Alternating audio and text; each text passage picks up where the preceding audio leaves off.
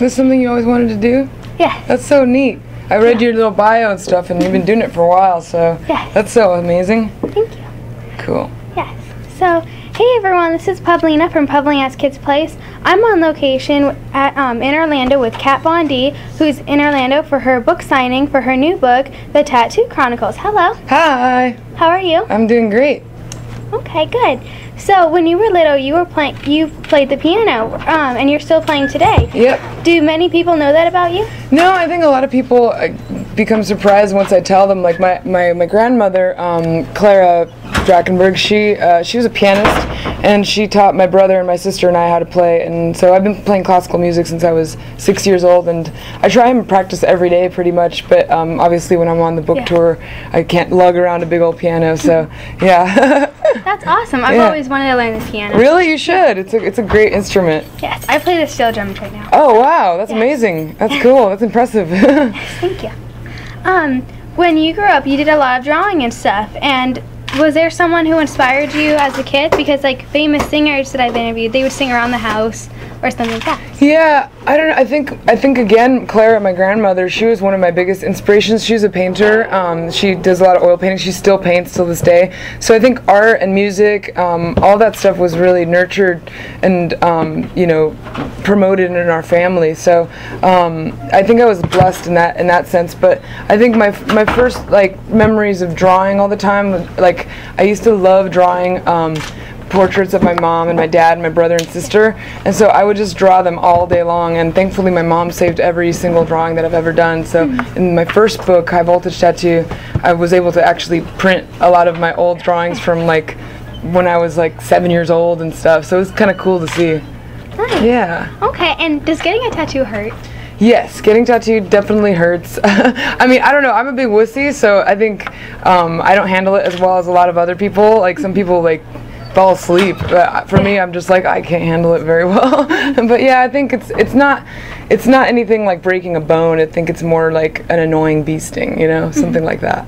Okay. Yeah. And do you have a favorite tattoo to draw?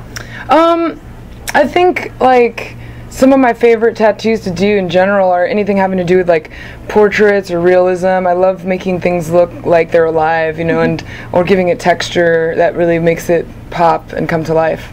Yes, that's awesome. Yeah. So there's a lot of tattoo artists, especially where I'm from, Daytona Beach. So, what did you do to stand out and get noticed? I don't know. I really wasn't trying to get noticed, actually. I think that originally, I just wanted to be the best tattooer that I could possibly be, and there's no such thing as the best when it comes to art, because I think everybody, approaches their art in whatever way, and there's no really big comparison.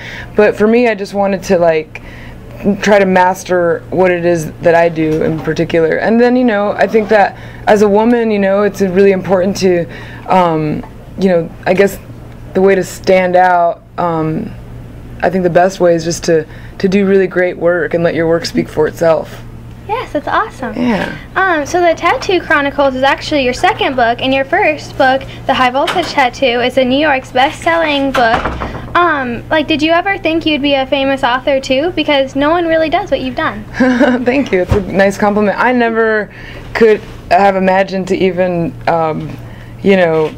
be able to sit here and talk with you, let alone making a book, and I think I still really don't know what New York Times bestseller means. I think it means that people like the book, which is good, but yeah, I mean, even till this day, I have a hard time calling myself an author per se. I think that I like to write a lot, but I don't want to flatter myself, because there's some people that are brilliant writers, and to me, I just ramble a lot, obviously. but yeah, it's definitely a big honor, coming in here and doing this interview with you and walking past that crowd out there. I'm like, wow, I can't believe that so many people are really interested, and I just feel blessed every day.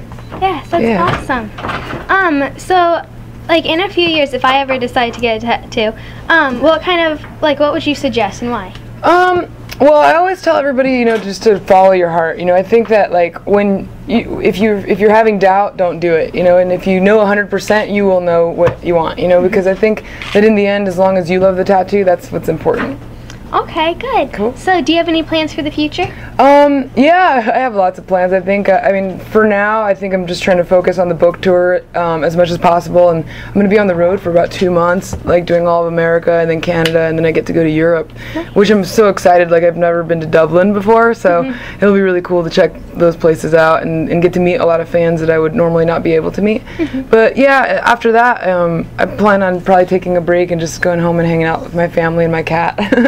Yeah. Okay, well, thank you so much for talking to me. You're awesome. This is probably one of the best interviews I've ever done in my life, so thank you. Yes, thank you. Cool. Sweet. You're welcome.